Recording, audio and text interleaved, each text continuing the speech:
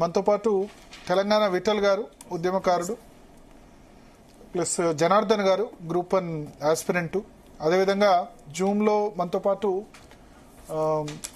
అశోక్ గారు, అశోక్ సార్గా పిలుస్తారు, అదేవిధంగా మానవతారాయ్ కాంగ్రెస్ పార్టీ నుంచి మానవతారాయ్ కూడా ఉన్నారు. ప్రసన్న హరికృష్ణ గారు మన గ్రాడ్యుయేట్ ఎమ్మెల్సీలో చాలా గట్టి ఫైట్ ఇచ్చిన వ్యక్తి, ఆయన కూడా ప్రస్తుతం మనతో పాటు చర్చలు జాయిన్ అవుతారు. ముందుగా తెలంగాణ విఠల్ గారు, ఎస్ నేను అన్నట్టు గ్రూప్ 1 ఆ పేరు బాగాలేదు, టీజీపీఎస్సీ పేరు బాగాలేదు, కానీ ఏది ఇచ్చినా ఎవరిని సాటిస్ఫై చేయలేకపోతున్నారు.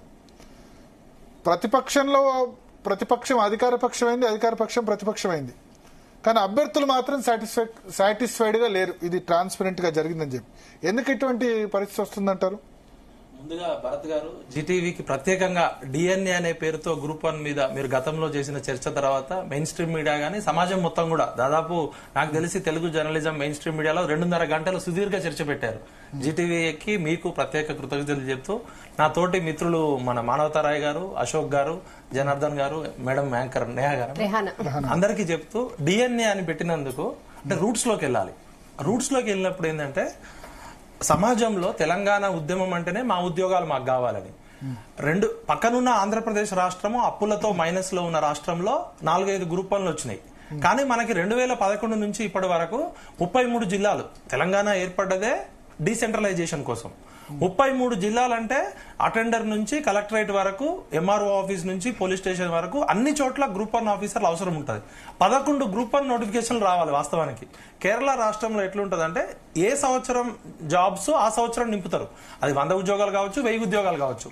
యూపీఎస్సీ కూడా ప్రతి సంవత్సరం క్యాలెండర్ ఇయర్ జరుపుతుంది. తెలంగాణ 52లో మా ఉద్యోగాలు మాకు కావాలని మొదలైన తెలంగాణ ఉద్యమం ఇలా 2025లో కూడా ఇన్ని వందల వేల మంది చనిపోయిన త్యాగాలతోటి ఒక గ్రూప్ 1 పరీక్షని సమర్థంగా నిర్వహించుకోకపోవడం అంటే చాలా బాధాకరం, దురదృష్టకరం. ఎందుకంటే తెలంగాణ విఠల్ అనే పేరు పెట్టుకొని మా నాన్నతరం, మా తరం, మా అల్లుడు తరం 3 తరాలు మేము కొట్లాడింది తెలంగాణలో ఉద్యోగాలు కావాలని, ఎమ్మెల్యేలు కావాలి, మంత్రులు కావాలి, ముఖ్యమంత్రులు కావాలి. కానీ 11 సంవత్సరాలు రావాల్సిన నోటిఫికేషన్ రావకపోవడం దురదృష్టకరము. అదే ఎలక్షన్స్ 5 సంవత్సరాలు ఒక్క 6 నెలలు ఆగితే తట్టుకోలేరు ఎమ్మెల్యేలు, ఎంపీలు. లోకల్ బాడీ ఎలక్షన్లు అయితే అయిపోలేరు. మరి గ్రూప్ 1 ఉద్యోగాలు లేకుండా తెలంగాణలో పరిపాలన ఎట్లా కొనసాగుతుంది? పబ్లిక్ అడ్మినిస్ట్రేషన్ లో స్మాల్ ఈజ్ బ్యూటిఫుల్ అంటారు.